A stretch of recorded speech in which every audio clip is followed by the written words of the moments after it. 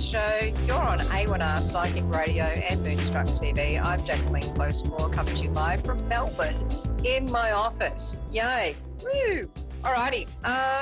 Back again.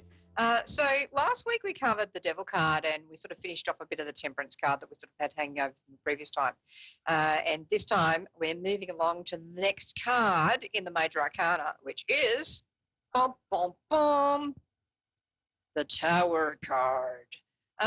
So I might just hold it up a bit longer for those who aren't ADHD like me.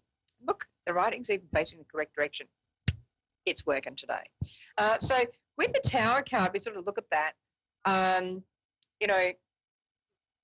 Looks a bit distressing, doesn't it? Like, oh my God, these people are falling out of the building and it's on fire and there's electric stuff going on, like lightning, and just everything's coming crashing down. And it can feel like that when the Tower card happens, but sometimes we need to break down what we thought we really wanted, to rebuild what was always meant to be. And, one of my mentees that's from China and went back to China, he's a filmmaker, he actually said, warrior is not the one who's fought battles against other people, but the one who has fought their battles within and broken that down to create what they're meant to be. And I really liked that saying from him. It was quite a few years ago.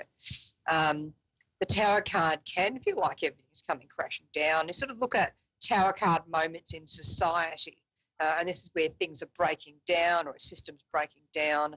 All the false, narrative is breaking down and it's sort of like left to rubble, and then here's the reality of the situation. So it's like if something's built on the wrong foundations, eventually the Tower card's going to come along and go, bye. That can be not fun, but it can sort of also be kind of a cleansing moment because you're sort of going, that really wasn't working in my life. I think it's time to really reassess this and maybe do things a bit differently. And so also, when I get people with a 16-day of birth, that is a tower. Tower is number 16. It's really interesting to watch that some of them can have a lot of sadness in their life. Some of them can be literally uprooting their life in certain periods and just, it's like taking the tree out of the ground and just, digging right under. So here's that bit of soil and root system, and they were then transferring the tree, maybe with a crane, like a couple of cranes maybe, and then putting it somewhere else. And then bang, in comes the foundations again. This is where I now exist. And so, their life can be like that, being completely revolutionized. We sort of think of evolution being a slow process. Revolution is like chaotic, and the Tower card can be that. Sometimes the Tower card can be a relief knowing that, look, those false ideas I had about this situation or the thing I was hanging on to forever, it's really just completely crushed down now and it's gone. So sometimes people can have a Tower card moment at the end of a marriage or the complete change of a career through the destruction of one and creation of another. And the creative process is also destructive because you have to kind of break something down to make something new. So we sort of look at that way. Now, 16-day of birth people, I also notice they tend to have a lot of that peacock energy around them. And also that of the phoenix, because the phoenix is that mythical bird that, of course, rises out of its own ashes. How much more, broken down ashes, can you get than that Tower card? I mean, the death card probably, there's a death and rebirth there, but certainly death and rebirth is symbol of the crow and also the phoenix. But there can be an element of that in the Tower card as well, and, it can be quite fiery. And so, if you're going through a Tower card moment in your life, it's just really important to just take a deep breath and just go, you know what?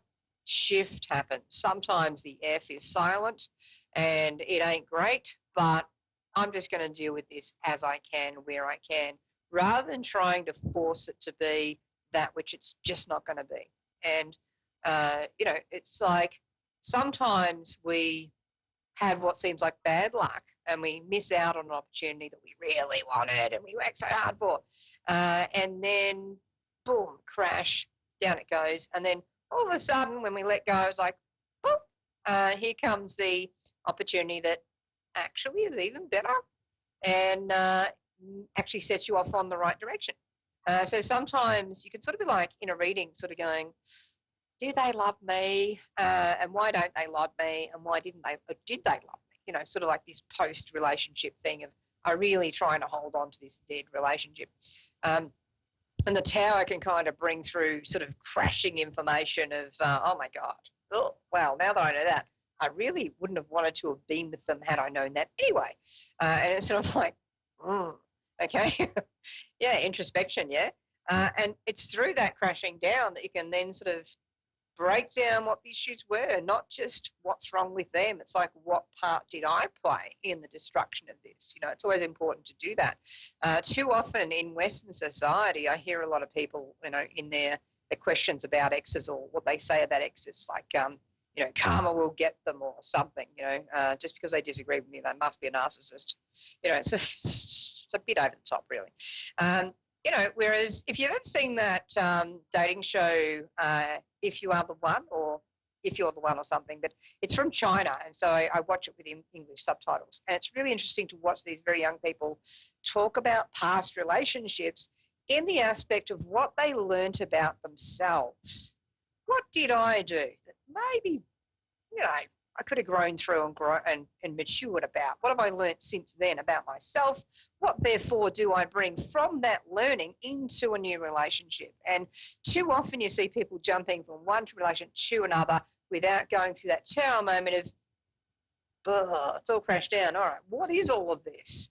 Okay, might need to change some of that up a bit before I go back out there, give myself some time to heal, give myself some time to address myself in self-reflection.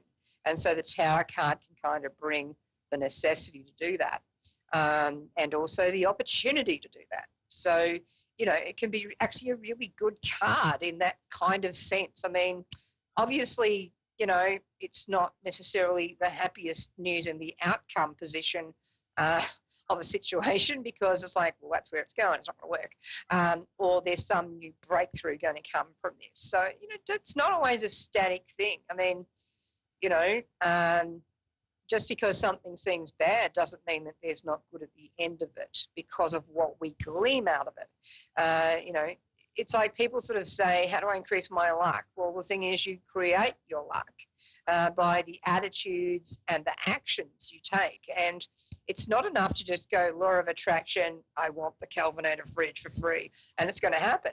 I mean, it could, but chances are, you know, you can sort of say, all right, well, I'd like to get a Kelvinator fridge. And, you know, all right, well, I'm opening to abundance. You know, the right fridge may come to me. You never know. Your Aunt Doris might just say, do you know what? I've got this fridge. It works a dime, but I've got too many fridges. I've got 2 fridges. I only need one. You know, the kids have left home. This one's been going for ages. It's really reliable. Here you go. Here's a fridge. I mean, that could happen, right? So sometimes we can sort of look at things as a very fixed view of how we have to manifest something, and that very fixed view stops us from seeing the other possibilities surrounding this. So I think sometimes it's really good to, if you're putting out a manifestation, say something like, I'd really would like a new fridge, or thank you for co-creating a new fridge, and we might save some money for a fridge, but we're also going to keep an eye out for if anyone else is talking about a fridge and that they want to get rid of. And it's sort of like, okay. So, you know, it's like matching your intuition and your manifestation with some reality. You know, it's like when they talk about how, you know, someone was lost in a flood and the flood was coming to their doors, and the next door neighbour said, hey, I've got a car, I can take you out of here. Oh, no, God's going to save me. Next thing, the water's a bit higher, boats come by, kiddie boats. And they go, hey, look, you want to jump in? Got to get you out of here. Oh, no, God's coming to save me. And then the water gets higher, you're climbing up onto the roof, you're then, stepping across to the tree because, the tree's higher than the roof. And now you're at the very top of the tree, and the floodwaters finally sweeps you away. You get to heaven because you died. And, and you say to God, hey, God, why didn't you save me? And God says, well, I sent your next door neighbour with the car, and then I sent this bloke with a tinny and another woman with a tinny. Then you got up on the roof and there was a helicopter and, you still stepped up in the tree. God's going to save me. And now you're here. So it's good to sort of take the common sense, logical steps as well as the intuition, make those two work together, and then you've got a much better opportunity of coming through lessons like the Tower card.